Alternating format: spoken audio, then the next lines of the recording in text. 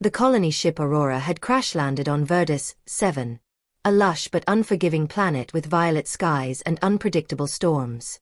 The 200 survivors, a mix of scientists, engineers, and laborers, were tasked with establishing a foothold. The directive was simple: everyone builds a shelter. Resources were scarce, time was short, and the planet's volatile weather demanded urgency. But while most colonists focused on basic domes or lean-tos, one human, Elias Kane, had other ideas. By the end of the first month, he'd built not just a shelter, but a smoker, a chair, and a library, a testament to human ingenuity and defiance of mere survival. Elias was a wiry man in his late 30s, a former agricultural engineer with a penchant for old Earth literature. While others scrambled to erect shelters from salvaged hull panels and native timber, Elias worked methodically. His shelter was modest but sturdy, a compact dome reinforced with polymer sheets and anchored against Verdus 7's frequent windstorms. It wasn't flashy, but it was functional, with a small solar array for power and a rainwater collector. By day 5, when most colonists were still wrestling with leaks or structural failures, Elias had moved on. The smoker came first. Food was a pressing concern. The Aurora's hydroponic reserves were dwindling, and the local flora and fauna were barely understood. Elias studied the native fish-like creatures in Verdus 7's rivers, sleek, eel-like things with a mild flavor. He built a smoker from scrap metal and a few hardwood logs, rigging a solar-powered fan to circulate air. The design was simple but effective, preserving the catch for weeks. When he shared his first batch of smoked fillets, the colony's morale shifted. Hunger, the ever-present shadow, retreated slightly. "You didn't just build a shelter," said Mora, a botanist, as she savored a bite. "You built hope." Elias shrugged. "It's just applied thermodynamics. Keep the heat low, let the smoke do the work." The chair came next. It wasn't a necessity, not like the smoker. Most colonists sat on crates or the ground, their focus on survival leaving no room for comfort. But Elias saw things differently.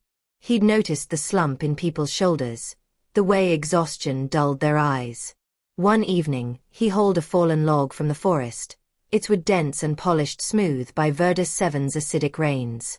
Using a plasma cutter and some salvaged bolts, he crafted a chair, ergonomic, with a curved back and a slight recline. It wasn't art, but it was solid. He placed it outside his dome, an open invitation. Soon, colonists were taking turns sitting in it, their conversations lingering longer, their laughter louder. The chair became a symbol, a reminder that survival wasn't just about enduring but living. "Why a chair?" asked Tarek, a grizzled mechanic, as he tested it one night. Elias leaned against his dome, arms crossed. "Because we're not animals. We don't just hunker down and wait to die. We build things that make life worth living." The library, though, was Elias's true legacy. By week 3, most shelters were complete, utilitarian structures designed to withstand the planet's storms. The colony's focus had shifted to mapping the terrain and testing crops. But Elias saw a deeper need. The crash had severed their connection to Earth's vast digital archives, and the Aurora's databanks were damaged beyond repair. Knowledge, he knew, was as vital as food or shelter. He began collecting what remained, a few physical books from the wreckage, handwritten notes from scientists, and even oral stories from the laborers. He built shelves from scrap aluminum and set up a corner of his dome as a library. It started small, a dozen books, a stack of papers, but it grew as others contributed.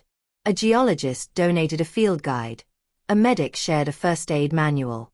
Elias catalogued everything meticulously, even carving a wooden sign, Verdus Library. The library became a hub. Scientists pored over notes on local minerals. Engineers sketched designs inspired by Elias's smoker. Children, restless in the cramped shelters, gathered for story readings. One night, as a storm raged outside, Elias read aloud from an old Earth novel, The Martian Chronicles. The room was packed, faces lit by a single solar lamp. For an hour, Verdus 7's dangers faded, replaced by dreams of other worlds.